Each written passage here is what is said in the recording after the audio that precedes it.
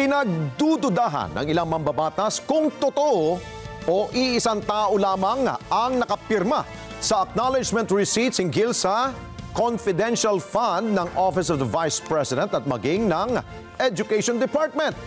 Sa pagpapatuloy po ng pagdinig ng Kamara hinggil sa nasabing OVP Confidential Fund, muli namang hindi sumipot si Vice President Sara Duterte. Report mula kay Weng de la Fuente. Kinwestiyon ng ilang mambabatas ang mga isinumeteng acknowledgement receipts ng Office of the Vice President at Department of Education na pirmado ng pare-parehong tao.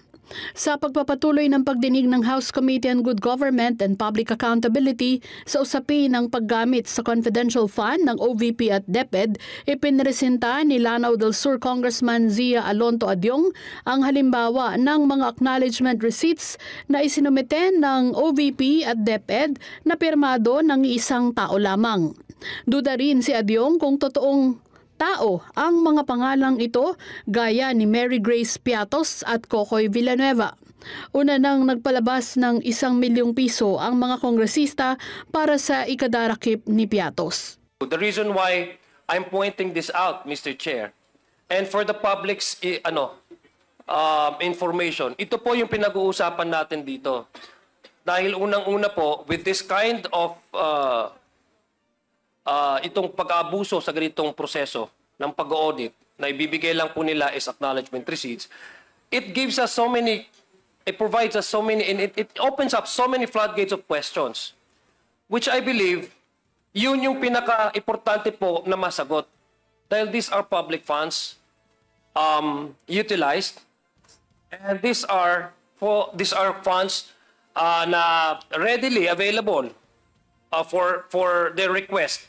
Tapos ganito yung nakikita nating mga reports nila at saka yung pag-acknowledge ng kanilang pag-utilize ng kanilang pondo. It's very obvious, Mr. Chair, na hindi lang po si Mary Grace Piatos ang nakita po nating questionable. Nakikita din po natin na may mga acknowledgement receipts, Mr. Chair, na pare-pareho yung pangalan, na magkakaiba yung date, na magkakaiba yung kanilang pirma. Sa testimonya ng mga taga-Land Bank of the Philippines, kinumpirma ang over-the-counter encashment ng DepEd at OVP ng malalaking halaga sa ilang pagkakataon. Sa DepEd, 4 na beses nakapag-encash ng halagang 37.5 million pesos sa DepEd branch, habang 4 na ulit ding nakapag-encash ng 125 million pesos ang OVP sa Land Bank Shaw Boulevard branch sa Mandaluyong. Pero ipinagtaka ng mga kongresista na walang sapat na seguridad ang kumukuha ng mga pondo para tiyakin kung saan dadalhin ang mga kinuhang salapi. Is this usual for Land Bank?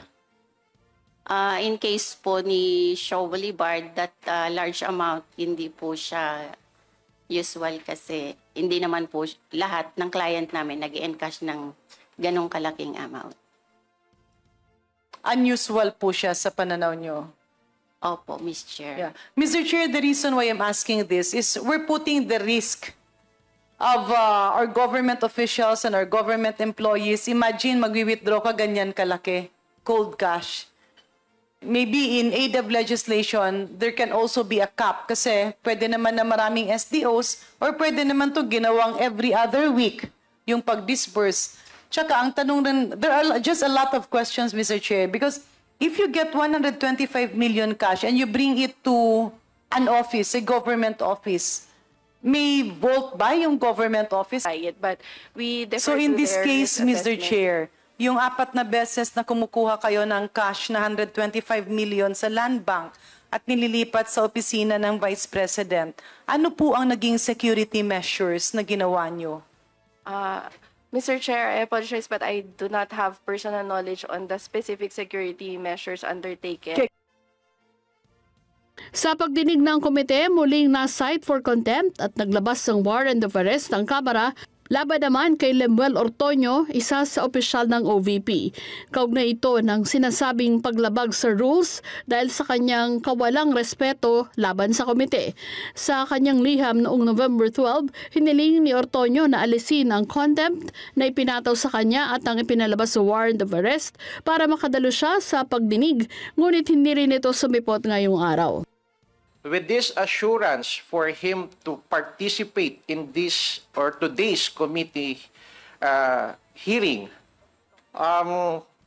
may I move once more, Mr. Chair, that Mr. Lemuel Ortoño be cited in contempt for the following reason, Mr. Chair.